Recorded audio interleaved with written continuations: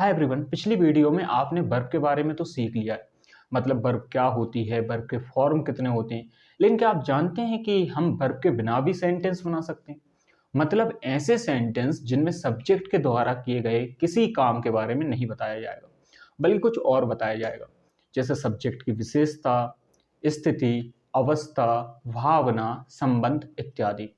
जैसे देखो, अगर हम कहें कि देव पत्र लिख रहा है, तो इस वाक्य में एक काम है जो देव के द्वारा किया जा रहा है। लेकिन अगर हम कहें कि देव बुद्धिमान है, क्या अब इसमें कोई काम नजर आया आपको? नहीं। हम बस देव की विशेषता बता रहे हैं, है ना। हम सब्जेक्ट की एक विशेषता की बात कर रहे हैं। ऐसे ही इन वाक्यों को देखिए आप। मैं इंग्लिश सिखाता हूँ, इसमें तो एक काम है ना। लेकिन अगर मैं कहूँ कि मैं एक शिक्षक हूँ, तो इसमें कोई काम नहीं है, ये एक विशेषता है। रेखा गाना गा रही है, ये तो काम है। लेकिन अगर हम कहें कि रेखा सुंदर है, तब ये एक नॉन एक्शन सेंटेंस हो गया, क्योंकि इसमें कोई काम नहीं हो रहा। देव बाइक चला रहा था, ये तो हो गया एक काम, एक एक्शन सेंटेंस। लेकिन अगर हम कहें कि देव के पास एक बाइक है, तब इस वाक्य में कोई भी काम नहीं है, क्योंकि देव के द्वारा कोई भी काम नहीं किया जा रहा।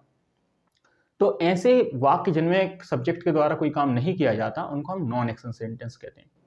नॉन एक्शन सेंटेंस का यूज सेंटेंस से, मतलब जो एक्शन सेंटेंस होते हैं ना, उनसे भी ज़्यादा किया जाता है। क्योंकि जब हमें किसी की स्थिति बतानी होती है, किसी की अवस्था बतानी होती है, या संबंध बताना होता है, तारीफ या बुराई करनी होती है, तो हम सामान्यतः नॉन एक्शन सेंटेंस का ही यूज करते हैं। और दैनिक जीवन में ना इसका उपयोग बहुत ही अधिक किया जाता है, एक्शन सेंटेंस से भी ज़्यादा।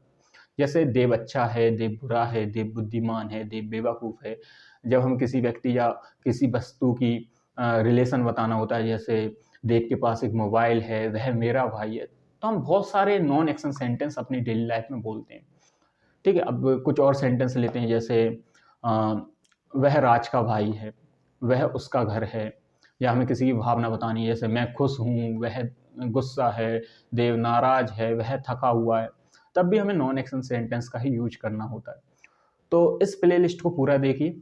इस प्लेलिस्ट में आपको नॉन एक्शन सेंटेंस को बहुत विस्तार से तो नहीं कह सकते, लेकिन काफ़ी हद तक समझाया गया है। अगर आप 5वीं से 12वीं तक के स्टूडेंट हैं, तो ये वीडियो आपके काम की है। आप इस पूरी प्लेलिस्ट को एक बार देखिए। ट्रांसलेशन में आपको बहुत ही ज़्यादा ज़रूरी है। अगर आप नॉन एक्शन सेंटेंस सीख जाते हैं, तो आप स्टोरी वगैरह लिख सकते हैं, या फिर और भी अदर चीज़ों में भी आप नॉन एक्शन सेंटेंस का यूज करते हैं। चलते हैं, मिलते हैं अगली वीडियो में।